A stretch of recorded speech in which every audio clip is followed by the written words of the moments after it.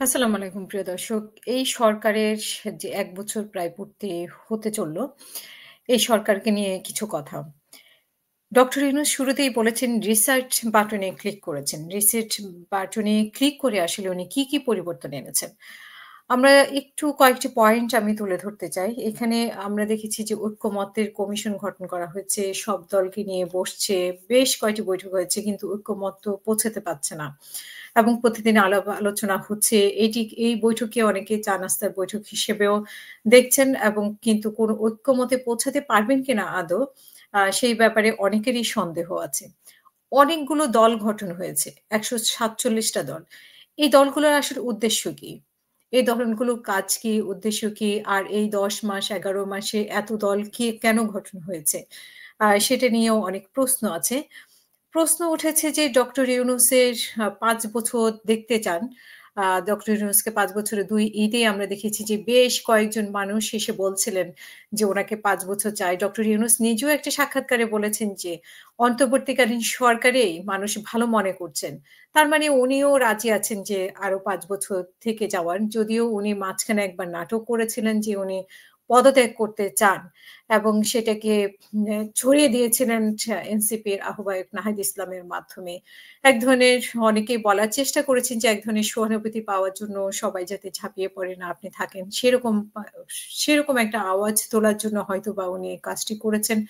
বা সব রাজনৈতিক দলগুলোকে একটু ঠান্ডা করার জন্য, একটা শিক্ষা দেওয়ার জন্য এরকমটি উনি করেছেন।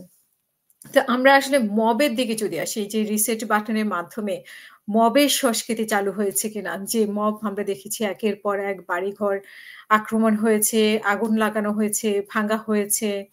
তো আরো অনেক কিছু এবং একটা পর্যায়ে এসে যে বলা হয়েছে যে মব বন্ধ করতে হবে। এবং সেই থেকে এখন পর্যন্ত বলা হচ্ছে যে মব বন্ধ করতে হবে, মব চলতে দেওয়া যায় না। স্বরাষ্ট্র উপদেষ্টা সরাসরি বলছেন যে মব চলতে দেওয়া যায় না। কিন্তু এই মবটা আসলে কন্টিনিউ করছে। এবং সেই মবটাকে আসলে বৈধতা দিতে গিয়ে শফিকুল আলম যেটা বলেছেন এটা আসলে মব না, এটা হচ্ছে প্রেশার গ্রুপ। তো আমরা বাড়িঘর ভাঙাচুরি, ভাঙচুর করা, তারপরে জুতার মালা দেওয়া, তারপরে পিটিয়ে রাস্তাঘাটে পিটানো মানুষকে। এগুলো সবই আসলে মানে প্রেশার গ্রুপের আওতায় পড়ে না, মবের আওতায় পড়ে। এবং আমরা উল্লেখযোগ্য যে প্রেস সচিব নিজেকেও দে যে অবরুদ্ধ করে রেখেছিল খুলনায়। সেটাও আমরা দেখেছি যে এখন প্রশ্ন হচ্ছে যে মবকে এক ধরনের স্বীকৃতি দেওয়া হচ্ছে কিনা। আবার স্বরাষ্ট্র উপদেষ্টা বলছেন যে, "না মব হতে দেওয়া যাবে না, মব আর চলবে না।" তো এগুলো আসলে কথার মালা থেকে যাচ্ছে। কিন্তু কাজের বেলা হচ্ছে না। তো সরকার একদিকে যেমন এটাকে বৈধতা দিচ্ছে, আবার আরেকদিকে বলছেন যে এটাকে চলতে দেওয়া যাবে না। সরকারের মধ্যেই আসলে নানা ধরনের নাটকীয়। নিজেদের কথার মধ্যে কোনো সামঞ্জস্যতা নেই। এবং আমরা ডক্টর ইউনূসের সাথে যারা কাজ করছেন এখন, যারা বিশেষ গুরুত্বপূর্ণ দায়িত্বে আছেন, উপদেষ্টা পদ থেকে আরো বিভিন্ন গুরুত্বপূর্ণ, তারা কি আসলে আন্দোলনের সাথে সম্পৃক্ত ছিল? তারা কেউই কিন্তু আন্দোলনের সাথে সম্পৃক্ত ছিল না। মানে কেউই ছিল না বলতে কয়েকজন হয়তো ছিলেন কিন্তু বেশিরভাগই ছিলেন না। তাদের বেশিরভাগই হচ্ছে যে আ বিগত সরকারের সময় চুপ করেছিলেন অথবা বিগত সরকারের সুবিধাবাদী ছিলেন এবং আমরা যারা সরকারের বিভিন্ন বিষয় নিয়ে প্রশ্ন তুলেছি, আমরা কিন্তু তাদের আক্রমণের শিকার হয়েছি। এমনও সব ব্যক্তিরা আছেন। এবং যারা আন্দোলনের সময় বা বিগত ১৬ বছর, ১৭ বছর যারা একটি টুশব্দও করেননি, তারা এখন ঠিক সুযোগ সুবিধা ভোগ করছেন, বিভিন্ন সুযোগ সুবিধা নিচ্ছেন, নিজেদের ব্যাংক ব্যালেন্স বাড়াচ্ছেন, নিজেদের আত্মীয়স্বজনকে মানে প্রভাবশালী করে তুলছেন, নিজেরা প্রভাবশালী হয়ে উঠছেন এবং কেউ আবার নির্বাচনী স্বপ্ন দেখছেন। নিজে না দেখলেও আত্মীয়স্বজনকে দেখাচ্ছেন। সেরকমও আমরা দেখতে পাচ্ছি। তো এগুলো দিয়ে আসলে নানা প্রশ্নের জন্ম দেয়। আমরা যদি দেখি যে মাস্টার মাইন্ড যাকে বলা হয়েছিল মাহফুজ আলম। সেই মাস্টার মাইন্ডের যদি আমরা দেখি যে সে মাস্টার মাইন্ড ১ম এ এসেই আমরা দেখলাম যে কিছু বক্তব্য দিতে চেয়েছিলেন যে উনি তাত্ত্বিক, তারপরে দার্শনিক এরকম নিজেকে প্রকাশ করার চেষ্টা করেছেন। সেরকম আমরা দেখলাম এবং আমরা আসলে সেই বক্তব্যগুলো শুরুতেই দেখেছি। কিন্তু এরপরে অবশ্য উনি উনার ওই জায়গাটা থেকে সরে এসেছেন। এরপরে একটা জনসভা দেখলাম ওনার নিজ এলাকায় যেখানে বলা হয়েছে যে বেশিরভাগ লোকই ভাড়া করে নেওয়া হয়েছে। এবং জামাতের সহায়তায় উনি ওই সমাবেশে সফল হতে পেরেছেন এবং মানে কত টাকার বিনিময়ে কত হাজার লোক ভাড়া করে এনেছিলেন সেগুলো আমাদের টক শোতে আলোচনা হয়েছে। এবং আমরা এখানে দেখি যে আ আরেকজন আশিক চৌধুরী। আশিক চৌধুরীর এক প্রেজেন্টেশন নিয়ে আমরা দেখলাম যে খুবই তোলপাড়। সেই প্রেজেন্টেশনে উনি খুব ম্যাজিক দেখিয়েছেন। ম্যাজিক দেখিয়ে উনি বিনিয়োগকারীদেরকে হুমড়ি খাবে এমনটা শুনেছি। কিন্তু এই কয়েক মাসে তার রেজাল্ট কি? সে আশিক চৌধুরী এখন কোথায় আছেন আমরা জানি না। সে আশিক চৌধুরী কতটা বিনিয়োগ আনতে পেরেছেন তাও আমাদের জানা নেই। এবং এগুলো নিয়ে আমরা টক শোতে আলোচনা করেছিলাম। কিন্তু আমরা আসলে বিনিয়োগ দেখতে চেয়েছিলাম। কিন্তু কতটা বিনিয়োগ আমরা পেয়েছি তা আমরা জানি না। তো এবং আমি আরেকটা বিষয় যে বিতর্কিত খলিলুর রহমান, যিনি বলেছেন যে তিনি আসলে এই বিতর্কিত আমি বলছি কারণ আসলে উনাকে নিয়ে অনেক বিতর্ক হয়েছে। সেই বিতর্কে কিন্তু মীমাংসা হয়নি। উনার পাসপোর্ট বিতর্ক ছিল। আরো অনেক কিছু উনার নামে মামলা-টামলা নিয়ে বিতর্ক ছিল। এগুলো যদিও কোনো প্রকারের মানে সরকারের পক্ষ থেকে যে একটা তদন্ত করা সেটা কিন্তু আমরা দেখিনি। বরং উনি যে ব্যাখ্যা দিয়েছেন সেই ব্যাখ্যাকেই আমাদের ধরে নিতে হয়। এখন যাকে নিয়ে বিতর্ক হয় সে যে ব্যাখ্যা দেয়, সেই ব্যাখ্যাতেই আমাদের সন্তুষ্ট থাকতে হয়। এছাড়া করার কিছু নেই। তো উনি যেটা ব্যাখ্যা দিয়েছেন এরপর আমরা দেখিনি। উনি আসলে কি বলেছিলেন? উনি বলেছিলেন যে, "কেউ রাজি থাকুক না থাকুক করিডোর আমাদেরকে দিতেই হবে।" এই নিয়ে তুমুল আলোচনা সমালোচনা হয়েছিল। কিন্তু শেষ পর্যন্ত আগুনে ঘি ঢাললেন ডক্টর ইউনূস। উনি বললেন যে, আ ছিলে ছিলে কান নেওয়ার মতো অবস্থা হয়েছে। আসলে করিডোর চ্যানেল এগুলোর কোনোই ভিত্তি নেই। এবং আমরা দেখেছি যে একজন উপদেষ্টাকে প্রশ্ন করার জন্য ৪ জন সাংবাদিকের চাকরি চলে গেছে। যেটা আমরা আসলে কখনোই চিন্তা করি নাই। এছাড়া উপদেষ্টাদেরকে এখন হয়তোবা সাংবাদিকরা প্রশ্ন করতে ভয় পায়। কারণ কার কখন চাকরি চলে যায়। এছাড়া আমরা এনসিপি বলি, এনসিপির ব্যাপারে বা কিছু উপদেষ্টার ব্যাপারে আসলে প্রশ্ন মানে সেভাবে পত্রিকায় নিউজগুলো আসে না। কারণ আসলে হয়তো তাদেরকে বেকায়দায় পড়তে হয়। তো এবং মবের মধ্যেও পড়তে হবে। তো সেই কারণে হয়তো নিউজগুলো আমরা দেখতে পাই না। এবং আব্দুল হামিদ কাণ্ডে আমরা যেটা দেখেছি যে মানে হুড়মুড় করে আব্দুল হামিদ চলে গেল। আব্দুল হামিদকে ইন্টারপোল দিয়ে আনানো হবে। কিন্তু এরপরে আব্দুল হামিদ না।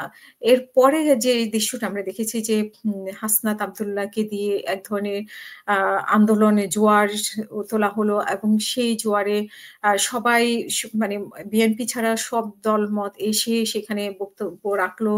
আওয়ামী লীগের কার্যক্রমকে নিষিদ্ধ করা হলো এবং এরপরে আব্দুল হামিদ আবার চলেও আসলেন। আসার পরে কি বলেছেন স্বরাষ্ট্র উপদেষ্টা সেটাও আমরা দেখেছি। তো এই হুড়মুড় করে এত আলোচনা, এত সমালোচনা, এত তদন্ত কমিটি গঠন করা হয়েছে উনাকে আনার জন্য কিন্তু উনি স্বইচ্ছায় আবার চলে আসলেন। কিন্তু কিছুই হলো না। তো এই যে আবার ধর্ষণের ২ টা ঘটনা পরপর আপনাদের যদি দেখেন খুবই ভয়ংকর, খুবই ভয়ংকর। এইরকম ঘটনা আমরা অতীতে কতটা দেখেছি আমি ঠিক বলতে পারব না। আপনারা বলতে পারবেন কিনা জানি না। কিন্তু ২ টো ঘটনাই। একটি ঘটনা ২ টো ঘটনাতেই আসলে মহিলাদেরকে উলঙ্গ করে ভিডিও ধারণ করে আবার সামাজিক যোগাযোগ মাধ্যমে ছড়িয়ে দেওয়া। এই যে এই দৃশ্যগুলা বা এই ধরনের ঘটনা হয়তো আরো ঘটছে আমাদের গ্রামে কিন্তু অনেকেই বলার চেষ্টা করছেন যে আসলে তো প্রতিনিধি নাই এলাকাগুলোতে। কে কার প্রতিনিধিত্ব করছেন? আ এই প্রতিনিধি না থাকার কারণে, বিচার না হওয়ার কারণে, এক ধরনের বিচারহীনতার কারণে এগুলো হচ্ছে কিনা? এবং ২ টো ঘটনাই ভয়ংকর।